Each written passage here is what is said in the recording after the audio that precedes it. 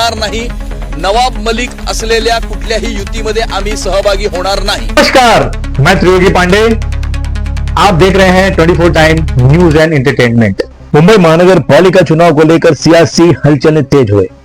इसी beach Rashtrawadi Congress party Ajit गढ़ के वरिष्ठ नेता नवाब मलिक ने भाजपा पर निशाना साधते हुए पत्रकारों से बातचीत करते हुए कहा कि कुछ लोगों ने उनके नाम को लेकर जानबूझकर विवाद खड़ा किया, लेकिन कुछ नहीं हुआ।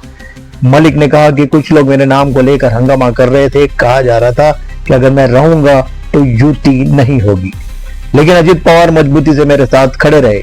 आज मेरी पार्टी ने बीएमसी चुनाव अकेले लड़ने का जो निर्णय लिया है वह सही है।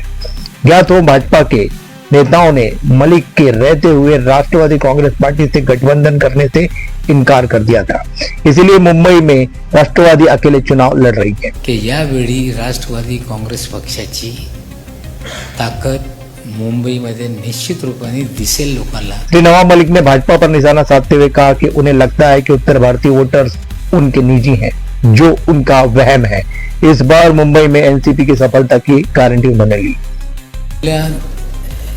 आमचे 94 उमेदवार असताना 2 ठिकाणी आम्ही पुरस्कृत उमेदवारी दिलेली आहे, एक धारावीमध्ये आणि एक रमाबाई आंबेडकर नगरच्या शेजारी कामराज नगरला, त्याची नावं पण आपल्याला देऊ।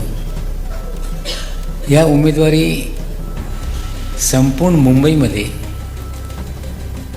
जिथे जिथे राष्ट्रवादी काँग्रेस पक्ष ताकदीने लढू शकतो त्या पद्धतीने आम्ही हे उमेदवारी जाहीर केलेली आहे।